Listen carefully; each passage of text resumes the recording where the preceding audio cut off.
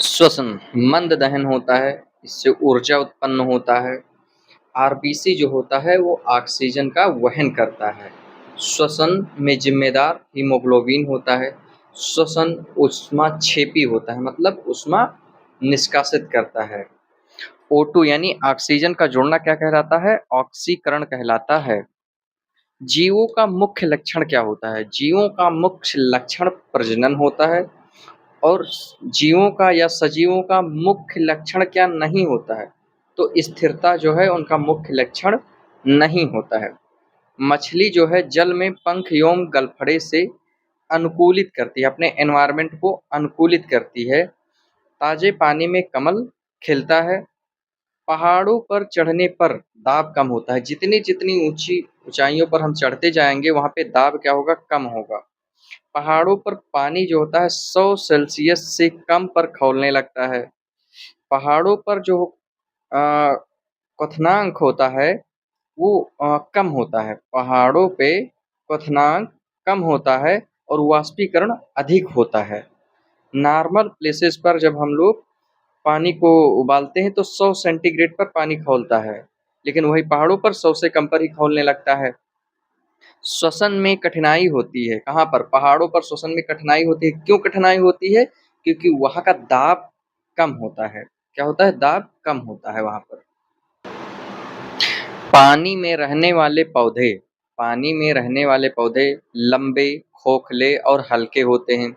मछली का आकार नौकाकार होता है।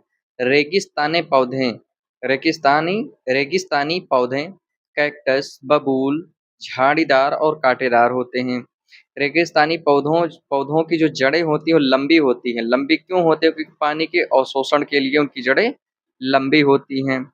रेगिस्तानी पौधों में बाह्य त्वचा जो रेगिस्तानी पौधे होते हैं उनकी जो बाह्य आवरण त्वचा होती है पर क्यूटीन या क्यूटिकल्स पाए जाते हैं।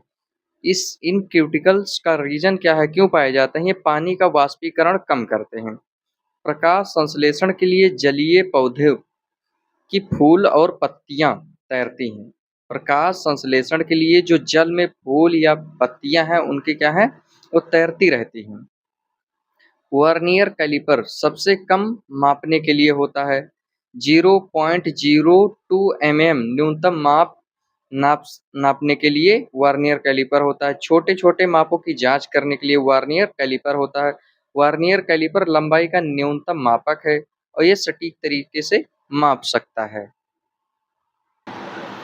गति क्षैतिज गति यानी बस और ट्रक जो सीध में चलते हैं वो क्या होते हैं? क्षैतिज गति होती है। उदग्र गति जैसे कोई ऊंचाई से वस्तु नीचे गिर रही है, यानी पहाड़ से गिरती हुई वस्तु क्या होगी? उदग्र है। वृत्तीय गति क्या है? साइकिल का जो रिम होता है, घूमने वाला रिम, वृत्तीय गति। घड़ी की सुई वृत्तीय गति, इसी को चक्रीय गति भी कहते हैं। दोलनी गति जैसे पेंडुलम और झूला और वॉशिंग मशीन में जो दोलनी होता है। प्रक्षेप यानी मिसाइल की गति या भाला फेंकना या बाल फेंकना, ये क्या है? प्रक्षेप्य गति है। दूरी से किसी वस्तु की स्थिति का पता लगाया जा सकता है। पीरियोडिक मोशन और ऑस्किलेटरी ऑस्किलेटरी मोशन यानी आवर्ती गति और दोलनी गति। आवर्ती गति वह गति जो निश्चित समयांतराल में बार बार दोहराई जाए। आवर्ती गति वह गति जो निश्चित समय में बार बार दोहराई जाए, जैसे घड़ी के सुई की गति, झूले की गति, पेंडुलम की गति। दोलनी गति नी ऑस्किलेटरी मोशन, दोलनी गति मतलब इधर उधर की गति, झूले की गति और पेंडुलम की गति।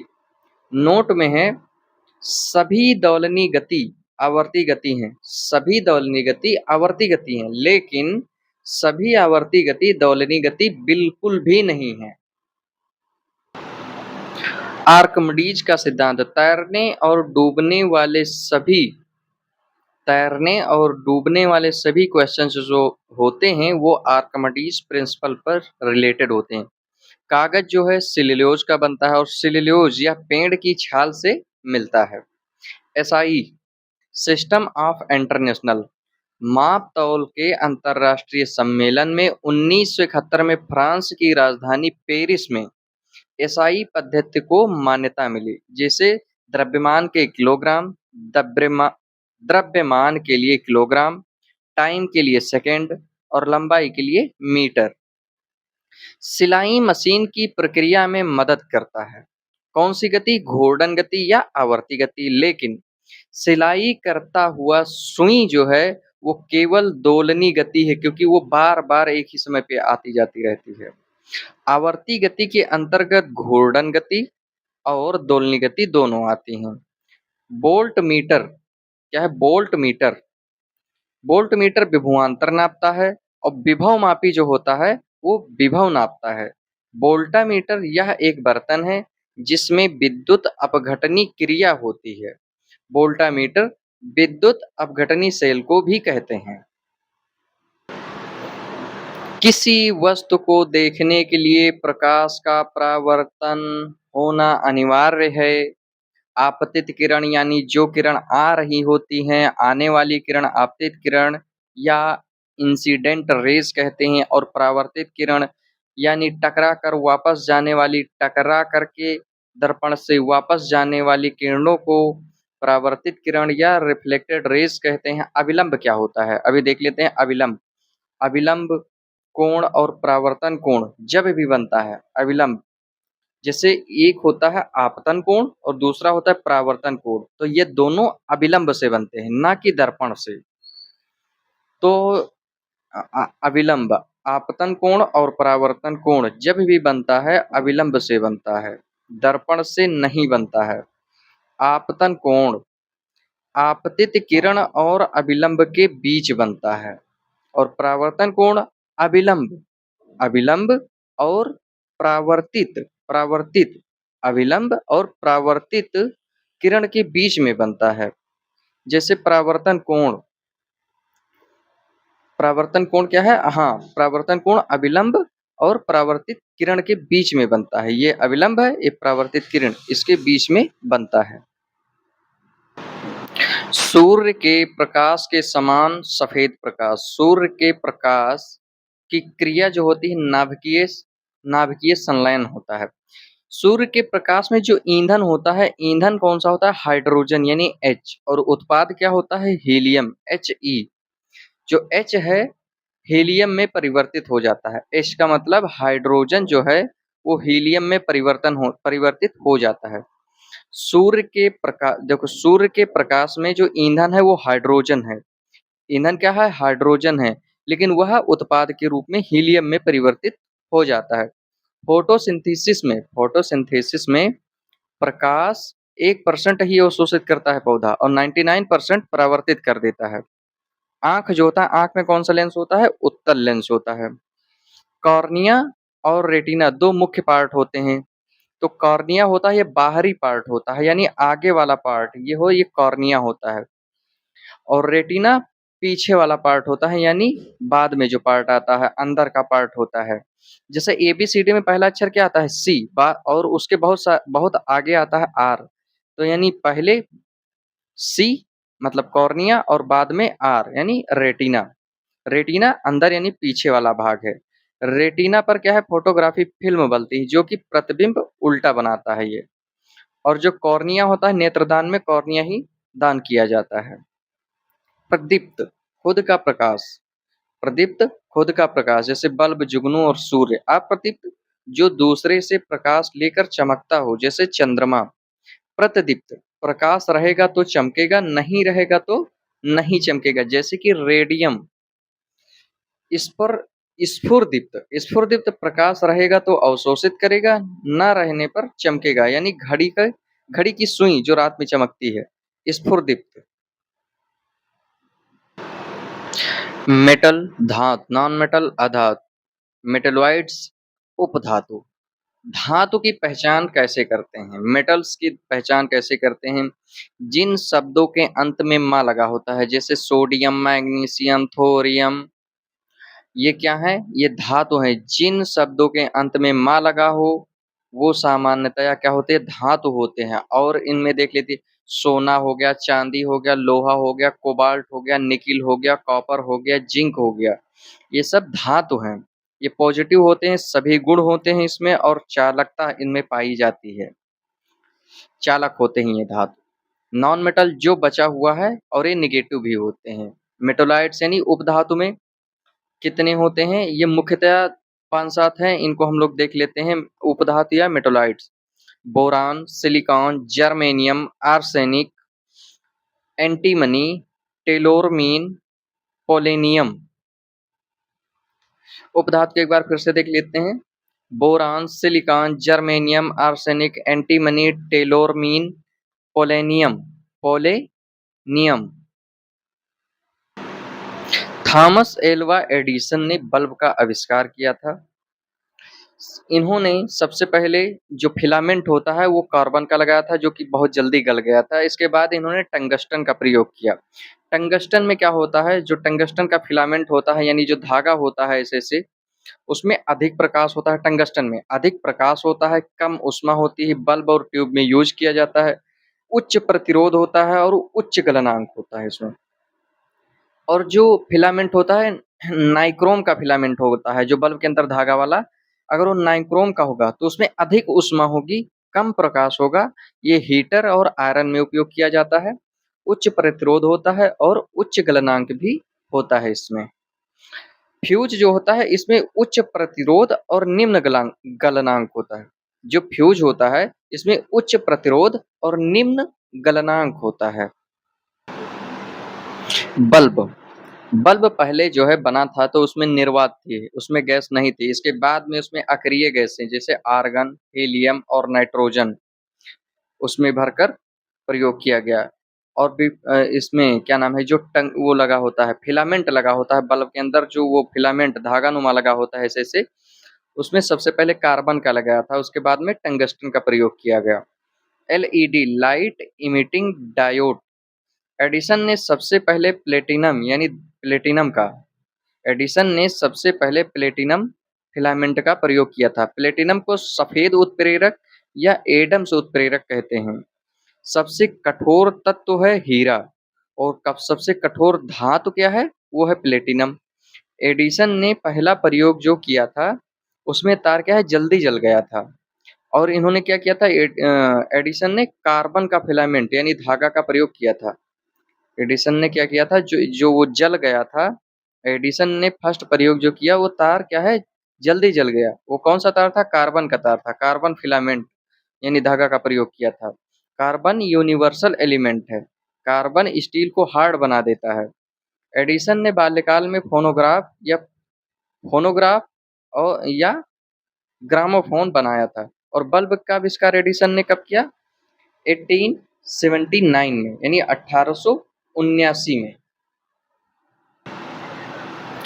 सुचालक सुचालक में धातु आते हैं। सबसे ज्यादा जो सुचालक सबसे ज्यादा होता है वो सोना में, दूसरे नंबर चांदी में, तीसरे नंबर कॉपर पे और चौथे नंबर एल्यूमिनियम ने। सबसे ज्यादा सोना सुचालक के रूप में, फिर चांदी का सेंसर में प्रयोग किया जाता है। कॉपर का तीसरे नंबर पर आता है। पहले नंबर पर सोना सबसे ज्यादा होता है, फिर दूसरे नंबर पर चांदी होता है, ये सेंसर में प्रयोग किया जाता है। तीसरे नंबर पर कॉपर होता है, ये तड़ित चालक या घर की वायरिंग में किया जाता है। नंबर 4 पे आता है एल्यूमिनियम, ये लंबी दूरी तक धारा भेजने में प्रयोग किया जाता है। कुचालक में अधातु आते हैं, जैसे रबड़ हो गया, हाइड्रोजन हो गया, रबड़ हो गया। कुचालक में अधातु आते हैं, रबड़ हो गया, हाइड्रोकार्बन हो गया, कार्बोहाइड्रेट हो गया, पोर्सलीन हो गया, अभ्रक हो गया, शुद्ध जल हो गया, अशुद्ध जल हो गया, वर्षा जल हो गया, हवा हो गया। यानी कि कुचालक हम किसे कहेंगे, धारा के बहने में जो रुकावट डाले उसे हम कुचालक कहते हैं, और जो धारा को बहने में सहायता करे उसे हम सुचालक कहते हैं।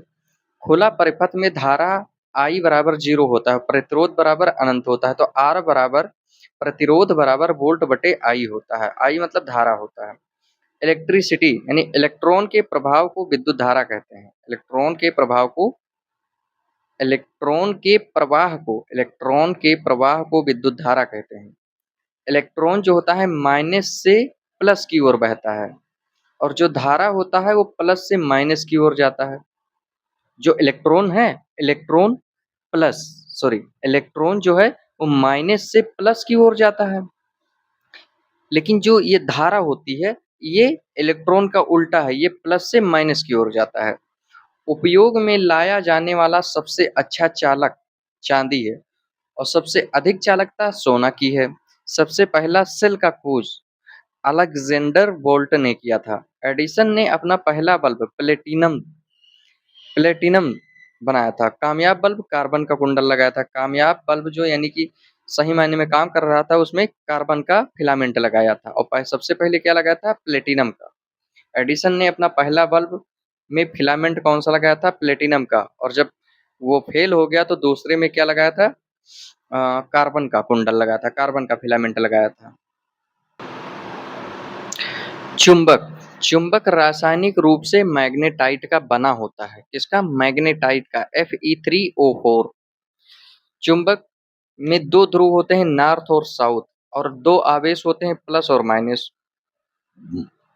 विलियम गिलबर्ट महोदय ने ग्रह चुंबकत्व के सिद्धांत का आविष्कार किया। किसने? विलियम गिलबर्ट महोदय ने ग्रह चुंबकत्व के सिद्धांत का आविष्कार किया। 1/5वां भाग चुंबक है। किसका? पृथ्वी पर। चुंबक में ध्रुवों की संख्या 2 होती है। चुंबक का ध्रुव जो होता है बिल्कुल किनारे पर ना होके थोड़ा सा अंदर होता है। चुंबक की प्रबलता सबसे अधिक ध्रुवों पर तथा सबसे कम बीच में होती है। जैसे चुंबकत्व क्या सबसे अधिक कहाँ पे होती है?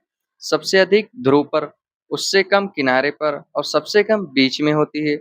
चुंबक की खोज ग्रीस देश ने की थी। चुंबक क्या? लोहे का अयस्क है। जो चुंबक होता है लोहे का अयस्क है, Fe3O4। Fe3O4 लौह अयस्क यानी चुंबक लौह का अयस्क है, Fe3O4। फेरोमैग्नेटिक फेरोमैग्नेटिक पद्धति चुंबक बनाने के लिए प्रयोग किया जाता है। पदार्थ पदार्थ देखते हैं। देखो, प्रतिचुंबक, अणुचुंबक और लौह चुंबक। जो प्रतिचुंबक होता है ये माइनस विकर्षण, अणुचुंबक प्लस अल्प आकर्षण होता है, मतलब थोड़ा थोड़ा आकर्षण होता है अणुचुंबक में। इसमें O2 है। जिन शब्दों में अंत में मां लगा हो वो सब क्या होते हैं? अणुचुंबक में आते हैं, यानी अल्प आकर्षण होता है। और लौह चुंबक में सबसे ज्यादा यानी प्रबल आकर्षण होता है, जिसमें Fe, Ni और कोबाल्ट यानी फेरस, निकिल और कोबाल्ट होता है। फिर से देखते हैं, प्रतिचुंबक जो होता है, प्रतिचुंबक इसमें विकर्षण होता है। इसमें जो चमकता नहीं है, सीधी मतलब ये चिपकता नहीं है। प्रतिचुंबक मतलब इसमें विकर्षण होता है, इसमें चिपकता नहीं है। अणुचुंबक इसमें अल्प आकर्षण होता है, थोड़ा थोड़ा चिपकता है। जैसे O2, जिसमें जिन वाक्यों के अंत में मां लगे होते हैं वो सभी धातु क्या होते हैं? अल्प आकर्षण वाले होते हैं और अणुचुंबक कहलाते हैं। लौह चुंबक जो होता है प्रबल आकर्षण होता है। जैसे इसमें क्या हो गया? Fe, निकिल और कोबाल्ट, लोहा, निकिल और कोबाल्ट। चुंबक जो होता है मापन एवं दिशा सूचक के लिए उपयोग किया जाता है। मेन पॉइंट चुंबक का देखते हैं हम लोग क्या है? चुंबक के दो ध्रुव होते हैं, नॉर्थ पोल और साउथ पोल। अगर चुंबक दो ध्रुव, एक अगर ये नॉर्थ है और ये साउथ है, ये नॉर्थ और ये साउथ, तो अगर हम दिशा के मामले में देखते हैं, अगर ये नॉर्थ है तो ये साउथ दिशा को इंडिकेट करेगा, और जो साउथ वाला पोल है वो नॉर्थ डायरेक्शन को इंडिकेट करेगा। यानी दक्षिणी ध्रुव क्या है? दक्षिणी ध्रुव जो नॉर्थ पोल है, चुंबक का जो नॉर्थ पोल है, नॉर्थ पोल, चुंबक का नॉर्थ पोल है, वो क्या है? साउथ डायरेक्शन को दर्शाता है। और जो साउथ वाला पोल है वो नॉर्थ डायरेक्शन को दर्शाता है। नॉर्थ डायरेक्शन नीला रंग वाला होता नॉर्थ डायरेक्शन नीला रंग वाला होता है और साउथ डायरेक्शन जो होता है वो लाल रंग वाला होता है। प्रबलता दोनों ध्रुवों का समान होता है। प्रबलता दोनों ध्रुवों की समान होती है। चुंबक के दो ध्रुव होते हैं, एक नॉर्थ और एक साउथ। जो नॉर्थ वाला ध्रुव होता है वो साउथ डायरेक्शन को दर्शाता है, जो कि लाल रंग का होता है, लाल रंग को इंडिकेट करता है। और जो साउथ पोल होता है वो नॉर्थ डायरेक्शन को दर्शाता है, उत्तरी ध्रुव। ये क्या होता है? ये नीले रंग वाला होता है। प्रबलता दोनों ध्रुवों का समान होता है। ठोस से द्रव, ठोस से कोई पदार्थ ठोस है उससे द्रव बनना क्या कौन सी क्रिया होती है? मेल्टिंग यानी गलन होता है। और पानी से वाष्प बनना, पानी से वाष्प बनना वाष्पीकरण है और पानी से बर्फ बनना हिमीकरण है यानी फ्रीजिंग है। वाष्प से पानी बनना संघनन है यानी कंडेंसेशन है। और ठोस से डायरेक्ट गैस में ऊर्ध्वपातन यानी सब्लिमेशन। गैस से ठोस में निक्षेपण डिपोजिशन। उष्माशोषी, अगर ऊष्मा कोई पदार्थ अवशोषित करता है तो उसे उष्माशोषी कहते हैं। जैसे ठोस है, ठोस से द्रव हो जाएगा, द्रव से गैस होगा, तो ये क्या होगा? उष्माशोषी। अगर कोई उष्माक्षेपी है तो गैस, मतलब क्षेपी का मतलब है उष्मा को छोड़ देना। गैस है तो फिर द्रव में होगा, द्रव से फिर क्या होगा? ठोस हो जाएगा। उष्माशोषी का अपोजिट है उष्माक्षेपी। जो तत्व, यौगिक और मिश्रण, इन तीन में कैसे हम लोग पहचानते हैं कि तत्व है कि यौगिक है कि मिश्रण है? तत्व को देखते हैं। तत्व अकेले सूत्र हो, जैसे H हो गया, O हो गया, C हो गया, अकेले सूत्र हो तो उसे हम लोग क्या कहते हैं? तत्व कहते हैं। तत्व का सूक्ष्म तत्व का सूक्ष्मतम कण परमाणु होता है। अब आते हैं यौगिक में। किसी के 7 सूत्र हो, जैसे H2O2, CO2, H2O, ये क्या है? यौगिक है, मतलब किसी के 7 सूत्र हो। सूक्ष्मतम, सबसे छोटा कण जो होता है वो अणु होता है। किसका? तत्व का छोटा कण परमाणु, यौगिक का छोटा कण अणु। मिश्रण क्या होता है? सूत्र ना हो, जैसे शरबत हो गया, हवा हो गया। मिश्रण जो होता है, शरबत हो गया, हवा हो गया, इसमें सूत्र ही ना हो तो क्या है? मिश्रण है। गैस, गैस में केवल गैस होती है। वाष्प, वाष्प देखिए, वाष्प में, गैस में द्रव की छोटी छोटी बूंद होती हैं। जो वाष्प किसे कहते हैं? तो गैस में द्रव की छोटी छोटी बूंद होती हैं, यानी कि हम कह सकते हैं गैस में द्रव होता है। द्रव में गैस नहीं होता है। गैस ज्यादा होती है और जो द्रव होता है वो कम होता है, इसी को वाष्प कहते हैं। गैस में द्रव की छोटी छोटी बूंदें क्या कहलाती हैं? वाष्प कहलाती हैं। गर्म को वाष्प कहते हैं और ठंडी को यानी धुंध और कोहरा या कुहासा कहते हैं। गैस से द्रव में बदलना क्या है? संघनन है। वाष्प से द्रव में बदलना ये संघनन है। वाष्पीकरण, वाष्पोत्सर्जन, ये दोनों टर्म हम लोग देखते हैं। वाष्पीकरण क्या होता है? जल से वाष्प बनना वाष्पीकरण कहलाता है। वाष्पोत्सर्जन यानी वाष्पोत्सर्जन, रंध्र से जल का निकलना। जो पौधों की पत्तियों या, हाँ, पौधों की पत्तियों में जो रंध्र होता है, से जल का निकलना क्या है? वाष्पोत्सर्जन कहलाता है। वाष्पीकरण रंग पर निर्भर नहीं करता है, हर एक ताप पर वाष्पीकरण होता है। वायुमंडलीय ताप पर निर्भर करता है, क्षेत्रफल पर भी निर्भर करता है। और वाष्पीकरण जो होता है सबसे धीमी प्रक्रिया है। बांध, जो बांध होता है में स्थितिज ऊर्जा होती है। और किस कारण? हाइट के कारण। जो बांध होता है, बांध में कौन सी ऊर्जा होती है? स्थितिज ऊर्जा होती है, हाइट के कारण। सिलेंडर में गैस ठंडा करके भरा जाता है। जो सिलेंडर में गैस होता है वो क्या करता है? ठंडा करके भरा जाता है। टेम्परेचर इसका लो कर दिया जाता है और प्रेशर हाई कर दिया जाता है। सिलेंडर में कोई भी गैस जो होती है वो द्रव अवस्था में होती है। जो सिलेंडर होता है, जैसे एलपीजी वाला सिलेंडर होता है, उसमें गैस नहीं होती है, निकलती है तब गैस होती है, बाकी उसके अंदर द्रव यानी तरल पदार्थ में होता है। द्रवीकरण, नाइट्रोजन वायुमंडल से अलग होता है द्रवीकरण में। पौधे लेते हैं वायुमंडल से क्या लेते हैं? कार्बन डाइऑक्साइड लेते हैं। और पौधे जड़ों से ऑक्सीजन और नाइट्रोजन लेते हैं। और पौधे छोड़ते क्या हैं? तो ऑक्सीजन छोड़ते हैं।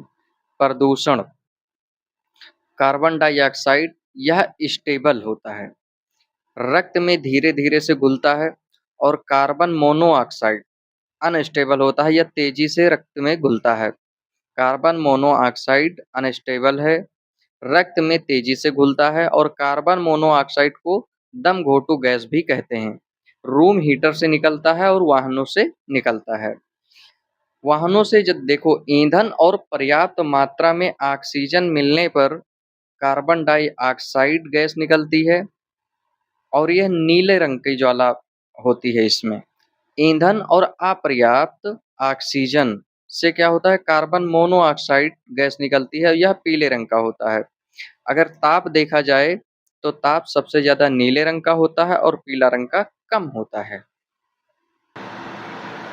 किण्वन, किण्वन का मतलब होता है सड़ाना। किण्वन प्रक्रिया क्या है? इथाइल अल्कोहल, इथाइल अल्कोहल ये पीने वाला अल्कोहल होता है। इथाइल अल्कोहल का सूत्र है C2H5OH।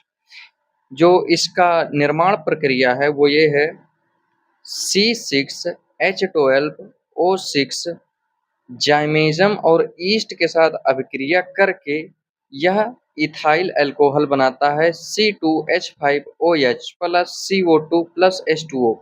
निर्माण प्रक्रिया इसको फिर से एक बार हम लोग देख लेते हैं। C6H12O6 जाइमेज़म या ईस्ट के साथ अभिक्रिया C2H5OH plus CO2 plus H2O, ये इसका पूरा निर्माण प्रक्रिया है।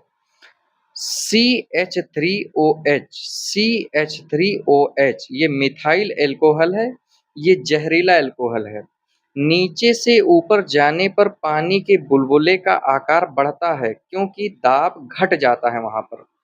हवा में नमी का संघनन के कारण, हवा में नमी के संघनन के कारण गिलास में भरे ठंडे पानी से बाहरी गिलास पर पानी की बूंदें जो चिपकी रहती हैं, उसका कारण हवा में नमी का संघनन है।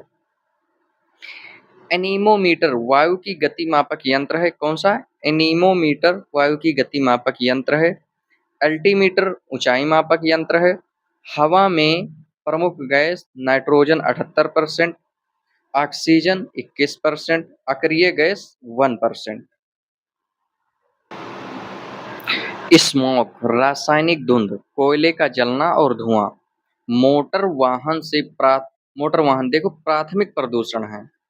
अधिक मात्रा में प्रदूषण कौन फैलाता है? Carbon dioxide. और सबसे जहरीला जो प्रदूषण है वो कार्बन मोनोऑक्साइड है, CO। समुद्र के पानी का रंग नीला से क्या फीका पड़ रहा है? क्यों? कार्बन डाइऑक्साइड के कारण, CO2 के कारण। ऑक्सीजन दहन के लिए जरूरी नहीं, सॉरी, ऑक्सीजन जो है वो दहन के लिए बहुत जरूरी है, लेकिन ऑक्सीजन ईंधन नहीं है। मिट्टी के अंदर 25% भाग वायु रहता है। जीवाणु या कवक पृथ्वी पर क्या होते हैं? अपमार्जक के रूप में होते हैं। कार्बन डाइऑक्साइड का उपसर्ग कार्बनिक है। कार्बन डाइऑक्साइड चूने के पानी को दूधिया करना, आग बुझाने में यह अम्लीय होता है, यह सोडा में यानी CO2 होता है और सभी पेय पदार्थों में CO2 होता है। CO2 शुष्क बर्फ में भी होता है। कार्बन डाइऑक्साइड शुष्क बर्फ होती है। हवा में जलवाष्प, जो हवा है उसमें जलवाष्प 0.1% से 4% तक होता है। कैलोरीफिक वैल्यू, कैलोरीफिक वैल्यू यानी ऊष्मीय मान, ईंधन को जलाने पर जो ऊष्मा प्राप्त होती है उसे उस ईंधन का ऊष्मीय मान कहते हैं। सबसे अधिक ऊष्मीय मान हाइड्रोजन का होता है जो 150 किलो जूल प्रति ग्राम होता है। 150 किलो जूल प्रति ग्राम होता है किसका? हाइड्रोजन का। ऊर्जा का सीजीएस मात्रक कैलोरी है। समुद्र जल का मुख्य गुण जो होता है वो लवणता है और इसका जो शुद्धिकरण होता है वो डिस्टिलेशन विधि या आसवन विधि से होता है। प्रभाजी आसवन यानी पेट्रोल का शुद्धिकरण प्रभाजी आसवन से होता है। निम्नीकरण और अनिम्नीकरण यानी डिग्रेडेबल और नॉन डिग्रेडेबल। जो सड़ता है उसे निम्नीकरण यानी डिग्रेडेबल कहते हैं, जैसे सब्जी और ह्यूमस। नॉन डिग्रेडेबल यानी अनिम्नीकरण, जो सड़ता ना हो, जैसे प्लास्टिक और लोहा। कचरा, जैव कचरा दो प्रकार का होता है, जैव विघटनशील कचरा और जैव अविघटनशील कचरा। कंपोस्ट, कंपोस्ट क्या होता है? ह्यूमस होता है, इसमें CH4 यानी मीथेन गैस होती है, यह अवायवीय श्वसन होता है इसमें। जो शैवाल होता है, शैवाल में भी CH4 यानी मीथेन गैस होती है। जैविक खाद और रासायनिक खाद में थोड़ा सा अंतर देख लेते हैं। जो जैविक खाद है इसे कंपोस्ट या ह्यूमस भी कहते हैं। गोबर होता है, इसमें संतुलित या नहीं होती है, हानिकारक नहीं होती है और यह सस्ता भी होता है। रासायनिक खाद, उर्वरक, यूरिया और DAP यह संतुलित है, हानिकारक है और महंगा भी है। जो हरा कूड़ादान होता है वो निम्नीकरण यानी सड़ने वाली चीजों के लिए कौन सा? हरा कूड़ादान। जो हरा रंग का कूड़ादान होता है वो निम्नीकरण यानी डिग्रेडेबल सड़ने वाली चीजों के लिए कूड़ेदान होता है। लाल रंग का कूड़ेदान या नीले रंग का कूड़ेदान अनिम्नीकरण यानी ना सड़ने वाले कचरा के लिए होता है, नॉन डिग्रेडेबल के लिए लाल या नीला कूड़ादान। बायोगैस, गोबर गैस या नेचुरल गैस मुख्य घटक जो होता है वो मीथेन यानी CH4 होता है इसका। बायोगैस या गोबर गैस या नेचुरल गैस इसका मुख्य घटक क्या होता है? Methane CH4। किसी नेचुरल गैस को कंप्रेस करने पर कंप्रेस्ड नेचुरल गैस यानी CNG या संपीड़ित बायोगैस बनता है। इसका मुख्य घटक जो होता है CH4 यानी मीथेन गैस होती है। LPG लिक्विड पेट्रोलियम गैस इसका मुख्य घटक ब्यूटेन है। मुख्य घटक क्या है? ब्यूटेन। LPG का मुख्य घटक ब्यूटेन है। बायोगैस या CNG का मुख्य घटक क्या है? मीथेन है। CH4 मीथेन है, LPG का ब्यूटेन है। सड़े गले पदार्थ, धान के खेत और ह्यूमस से कौन सी गैस निकलती है? CH4 methane. ठीक है। ताजमहल का रंग फीका पड़ रहा है किस कारण? जल प्रदूषण के कारण, वायु प्रदूषण के कारण। तो है ऑप्शन वायु प्रदूषण के कारण। सल सल क्या सल्फर डाइऑक्साइड और नाइट्रोजन डाइऑक्साइड जिसके कारण अम्लीय वर्षा होती है। CO2, SO2 और जलवाष्प यह तीनों कारण है। CO2, SO2 और जलवाष्प। कचरा प्रबंधन क्या है? कचरा प्रबंधन 4R क्या है? तो 4R में फर्स्ट R रिफ्यूज, यूज ही मत करो। रिफ्यूज मतलब यूज नहीं करना है। रीयूज मतलब उसे दोबारा यूज किया जाए। रिड्यूस उसका यूज कम किया जाए। रिसाइकिल जो यूज कर चुके हैं उसको दोबारा से फिर बना के फिर यूज किया जाए, उसे रिसाइकिल कहते हैं। 6th class science completed.